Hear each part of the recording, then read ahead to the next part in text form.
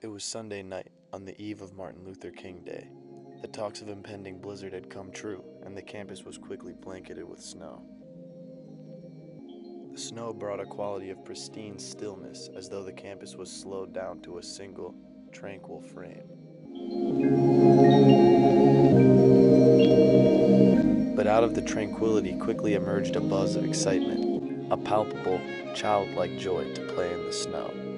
Students near and far scrambled to find their warmest, most waterproof clothing in whatever medium they could think of to slide down the hill.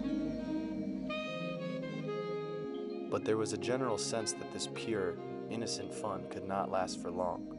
An intangible rumble of chaos seemed to sweep across the hill, and the time was ripe for some rebel-rousers to snatch up the anticipation and throw it.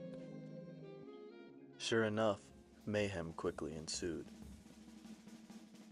In what seemed like an innate understanding of military tactics, a group coalesced at the apex of the hill, using shrubbery as natural cover. From this position, they initiated a series of repellent attacks that pushed their enemy further downhill, then promptly retreated back to cover. Sensing the hilltop's vulnerability in the midst of one of these attacks, two revolutionaries, who wished to be known only as metal and stalwart, prepared to engage in a brazen, ammunitionless attack. We gotta take that hill.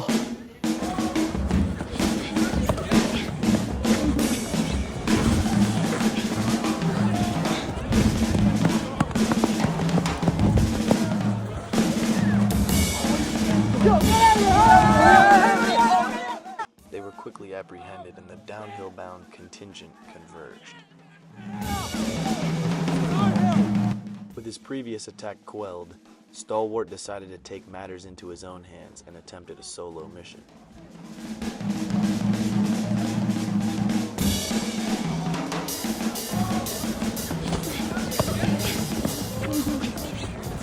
This, too, was unsuccessful.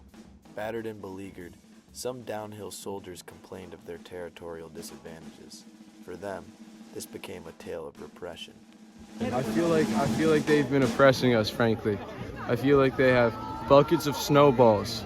They have a full system from what I've heard. They have half of their team working to make snowballs. It's clearly an unfair territorial advantage. We're on the sledding hill. Everything's been packed down. The snow's fresh up there.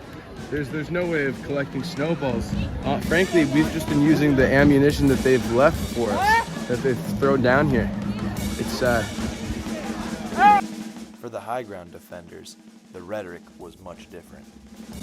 When you're on the top of the hill, you're the top dog, bro. And we dominated the crap out of everybody. So we deserve to be on the top of the hill, no? Yo, you missed.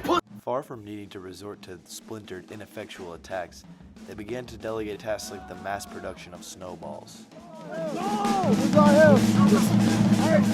When asked about his contribution, the organizer of the snowball production cited wrongdoing on the part of the other side as his primary motive to bolster their arsenal. We were all going at it. It was low-key fun and games, but they took it to another level. I watched my boy G. He got pelts in the eye, and I had to make it. It was personal to me. I went on my own way. I went rogue, and I just filled it up. Bro. This sentiment was echoed by the downhill militia.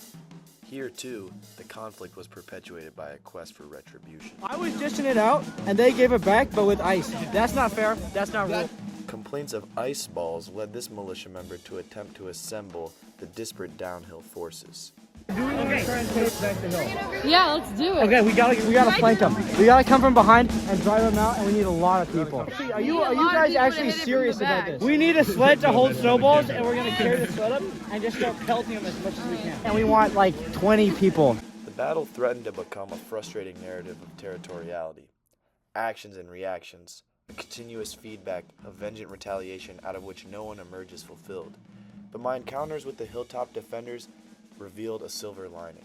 When asked about the formation of his team, the Henry Ford of snowballs had this to say. It's just like accumulated, bro. No, dude, I'm doing it for him, bro. I'm doing it for everyone. It was a sense of unity so profound that, for those involved, it seemed to obscure their perception of time. For the last 45 days. I don't even know their names for real. Yeah. Bro. And then we're just going at it. It's like I've known each other for like 10 years. Their quickly established sense of camaraderie told a different, less cynical tale. This teamwork, which the prominent anti-ice ball advocates so desperately sought to conjure, seemed to be their secret weapon. But as I continued to explore the dynamics at play in this battle, I came to question the ethics of my involvement. Of initial concern was the potential skewing that could result from my decision to interview the infantrymen themselves, as some of them seemed more interested in the interview than the ongoing battle, even as it drew closer. Band of brothers, we just formed. We were playing football in the snow.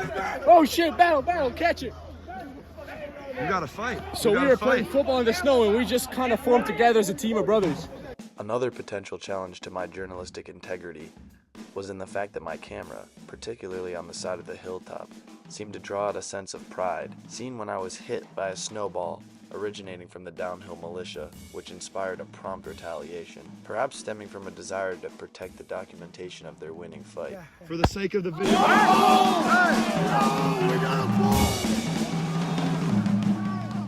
But this dilemma didn't amount to much, because not long after, the fighting began to subside. The narrative of this battle could easily be characterized as one of vitriolic, almost primal territoriality.